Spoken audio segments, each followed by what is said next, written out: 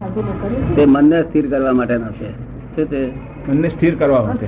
હા, અને એક અલૌકિક આત્માને સ્થિર કરવા માટેનો. એક આત્માને સ્થિર કરવા માટે, એક મનને સ્થિર કરવા માટે. હા, લૌકિક બધું આ વ્યવહારમાં ચાલે છે, બધું મનને સ્થિર કરવા માટેનું. અને અહીં આપણે જ્ઞાન આપ્યા પછી આત્માને સ્થિર કરવાનો અહીં આગળ સમાયિક હોય છે. આત્મા જાણ્યા પછી આત્માનો સામાન સ્થિર કરી શકે ને, જાણ્યા વગર સ્થિર.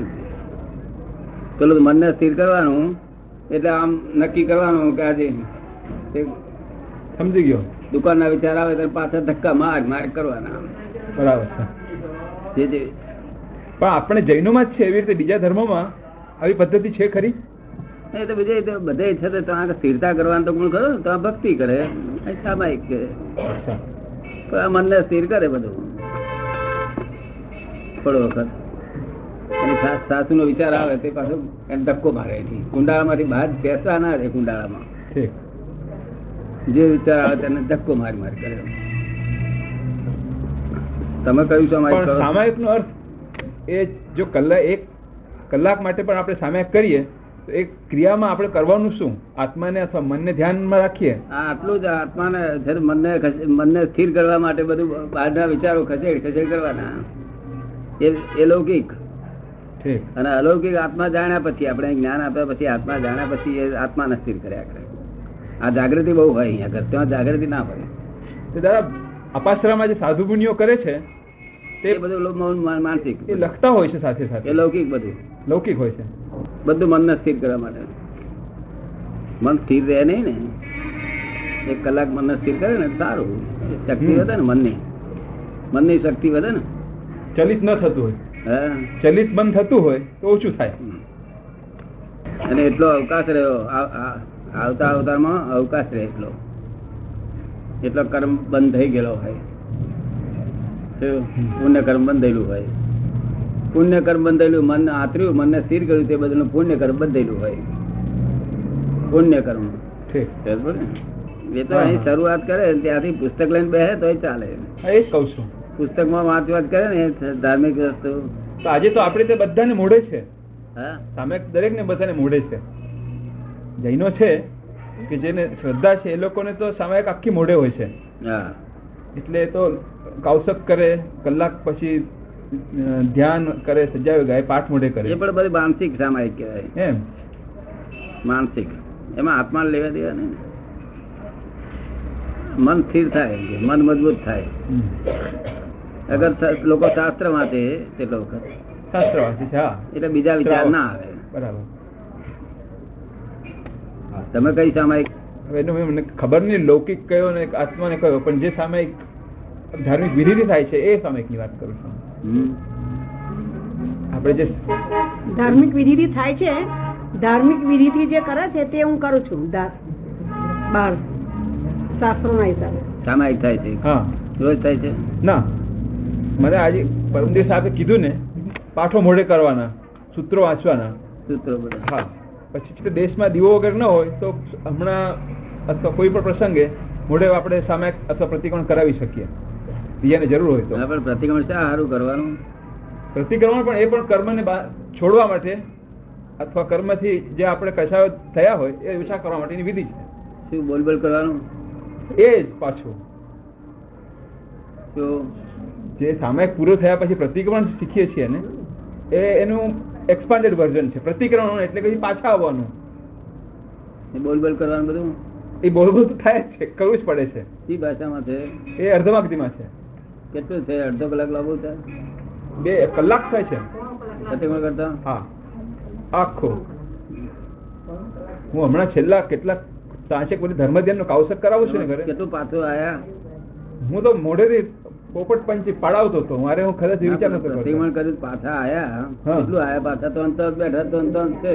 ના, જો આ વાંચીએ તો આપણે ખબર પડે કે તાત્વિક દ્રષ્ટિએ આપણી સાંખ્યનો અને વેદનો શું ફરક છે. હું આટલા સુધી અર્થને વેદ વાંચતો હતો, હવે આ પાછું આવે એટલે મારે પૂછવું પડ્યું.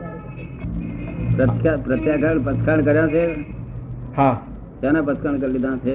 અને જે 5 મહાવ્રત છે એને અનુસરીને આપણે દર વખતે ઉપવાસ છે, જીવદયા છે, પછી મર્યાદા રાખવાની છે ખાવામાં, દરેકની મર્યાદા એ પ્રમાણે પચખાણ પાડવાનો હોય છે.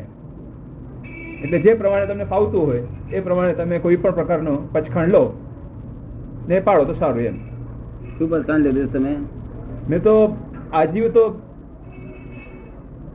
શું ચા છોડી દીધી, બીડી છોડી દીધી, એ બધું જાવ જીવ્યો. પછી કોઈ પણ જાતનો તામસી આહાર નહીં લેવો. હવે વિચાર છે બહારનું મૂકી દેવાનું. એટલે જેટલા પચખાણ લઈએ એટલા સારા કામના છે. એની મર્યાદા ને જેટલું છૂટ છે એ જી એમાંથી separate I and my with separator. Correct. But it is a very sensitive philosophical viewpoint. Separate I and my હા. With separator. આ પગ છે મારા આવ્યું તે બાજુ મૂકવાનું, બાજુએ.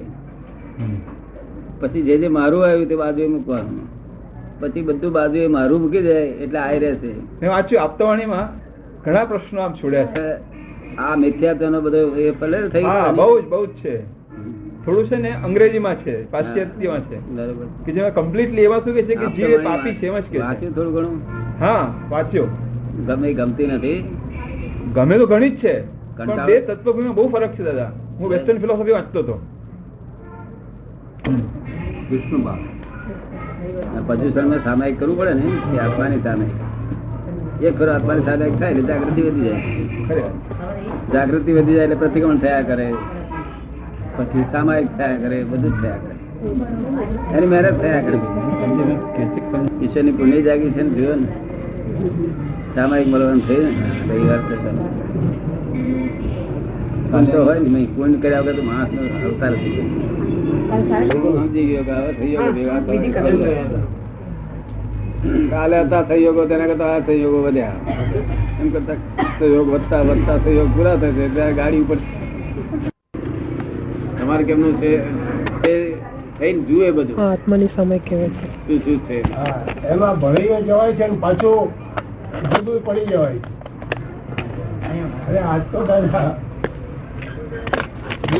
આખી રાત ઊંઘે નહીં, એના જેવી વાત છે બધી. તો હોય જરા મને ફેરવી ગયું. 1% વિચાર જાગૃતિ રહે પણ મોટો હુમલો આવે જાગૃત ત્યારે જાગૃત ના એ શું કહેવા માંગો છો? એનો વિસ્તારથી જરા ફોડ જોઈ દો. એ જાગૃતિ જે સહમત નહીં થવું ભાઈ ઘૂંચાઈ જાય. પણ જાગે બહુ ઊંઘલો આવે ને ત્યારે ઘૂંચાઈ જાય, ઘૂંચાઈ જાય. પણ ના કરી શકે ને સફોકેશન, ગુંગરામણ થાય. ગુંગરામણ એ હુમલો એટલે શું કહેવા માંગો છો? તારે આવતો નહીં બધા હુમલો થાય એટલે શું થાય?